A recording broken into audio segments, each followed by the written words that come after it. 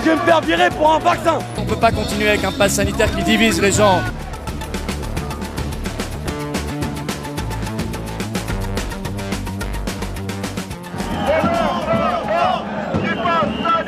Combien était-il? 161 000 en France, selon le ministère de l'Intérieur, dont 11 000 à Paris. Des chiffres qui restent en deçà de ce que nous avons pu constater sur le terrain. Une chose est sûre, les manifestants étaient plus nombreux que le samedi précédent. 3 manifestations étaient prévues dans la capitale. Celle des Gilets jaunes, au départ de la place de la Bastille, était la plus impressionnante. Elle rassemblait des manifestants très divers. Après l'élocution d'Emmanuel Macron, j'ai senti l'obligation de descendre dans la rue. Vraiment, c'était la goutte d'eau, quoi. On pouvait pas rester chez nous. Moi, je trouve scandaleux qu'il y ait une obligation, alors que le gouvernement, il n'a jamais obligé les grands patrons à lever donc, les brevets, les sociétés pharmaceutiques à lever les brevets. Macron, il a dit que c'était un bien commun. Eh ben, chiche. Alors la vaccination, pour moi, doit être une prise de position personnelle. Ça doit être, on dispose de son corps. Et le pass sanitaire, je suis tout à fait contre. Je refuse ce marquage des gens, une divulgation de nos données personnelles, une divulgation des gens non habilités vont vérifier si vous êtes vacciné ou non. Donc voilà, les personnes qui sont séropositives ne sont pas marquées et là on va stigmatiser les vaccinés, les non vaccinés et ça va générer des conflits obligatoirement. C'est cette histoire de passe. Ça ne passera pas. Et puis son passe, il n'est même pas capable d'écrire en français, il écrit passe PA2S. Il y a un E en français. Bon, s'il met 2 S, est-ce qu'il pense SS? Au Palais Royal, devant le Conseil d'État, ce sont surtout les partisans de François Asselineau, le chef de l'Union populaire républicaine, qui s'était donné rendez-vous. Le pass sanitaire ne marche pas et l'on voit bien que l'objectif n'est pas un objectif sanitaire, c'est un objectif politique. Je ne suis pas pour l'interdiction des vaccins, je suis contre l'obligation des vaccins, ça n'est pas pareil.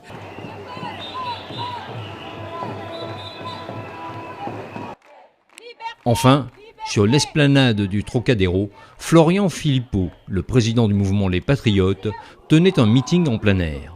Rejeter cette loi infâme qui est une souillure sur notre drapeau national, qui est une tache sur notre histoire millénaire, qui est une honte pour la France. Sachez que le monde nous regarde. Je pense qu'il faut que Macron, Véran, entendent le peuple de France et se disent que si les gens sont là un 24 juillet, ils ont autre chose à faire, ils sont en vacances. Il faut qu'ils entendent la clameur, la résistance et qu'ils se disent on ne peut pas continuer avec un pass sanitaire qui divise les gens. On ne peut pas continuer avec une vaccination obligatoire. Moi je suis pour la liberté alors qu'il y a des gens qui se sentent brutalisés dans leur choix. On ne peut pas continuer de stresser le pays en permanence. Ça ne marche pas comme ça. Donc c'est un meeting pour la France, pour la liberté, c'est pas pour autre chose.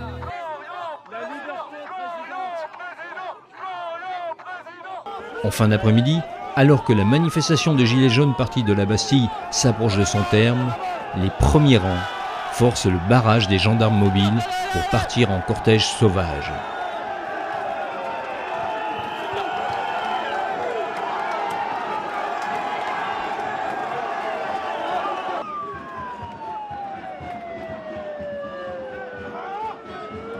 Un gendarme s'effondre, victime de son propre spray au poivre et de la chaleur.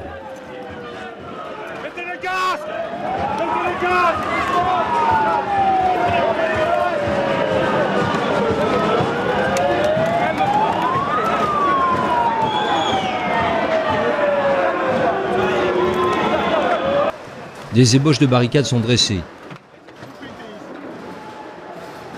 Un peu plus loin, la brave moto est contrainte de se replier devant la détermination des manifestants.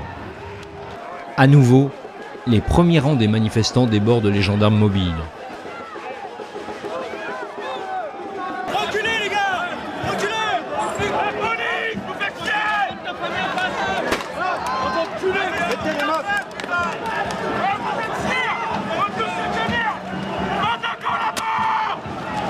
Pendant 2 heures, forces de l'ordre et manifestants vont jouer au chat et à la souris autour de l'Arc de Triomphe.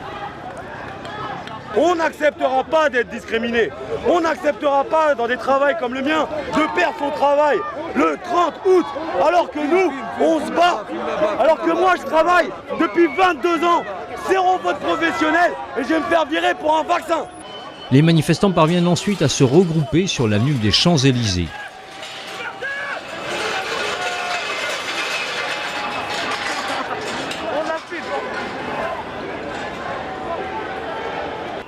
Un parfum de revanche pour de nombreux gilets jaunes bannis de ce quartier par le préfet de police.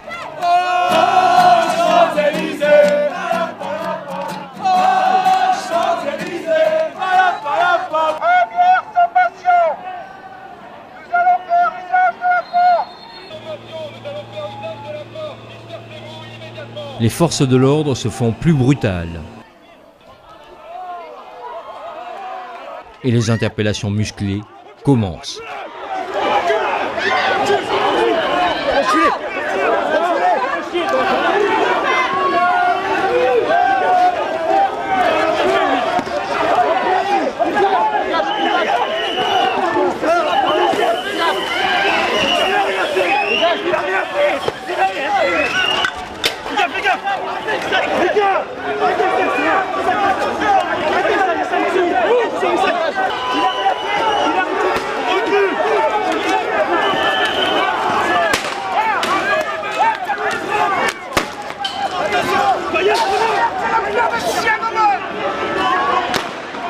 Les manifestants refusant de se disperser, les forces de l'ordre entreprennent de nasser les personnes présentes. Manifestants, touristes et même un député sont parqués contre un mur. Ce député, c'est Joachim Son-Forget, figure historique de La République En Marche. Il siège aujourd'hui parmi les non-inscrits et représente les Français établis en Suisse. Venez avec la vidéo, tout ça. Et je vous ai rien fait, évidemment. Un gradé s'apercevant de sa bévue finit par relâcher le parlementaire. Quitter le secteur, parce que là c'est interdit par arrêté préfectoral, d'accord. Toutes les personnes qui se revendiquent avec des pancartes, etc., que je suis en train de voir, vont être verbalisées dans le cadre de la loi. Okay, je suis venu pour faire l'intégralité de la manifestation, je regarde ce qui se passe. On se prend du canon à eau, les touristes se prennent du canon à eau, et on se fait brutaliser et nasser par la police. Et finalement, je vais commencer à les comprendre, les gilets jaunes de l'époque. Je me suis fait pousser à plusieurs reprises, avec des commentaires très désagréables de policiers à qui j'ai montré ma carte. Ils vous ont dit quoi ? Je leur ai fait état de ma situation.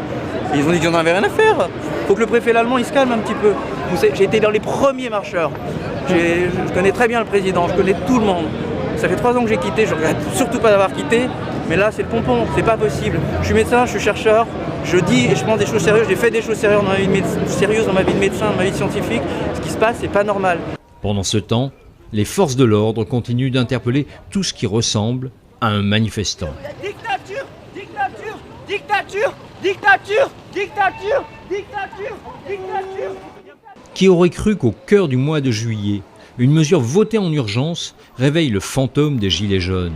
Certainement pas le chef de l'État qui doit se demander comment sortir du piège qu'il a lui-même fabriqué.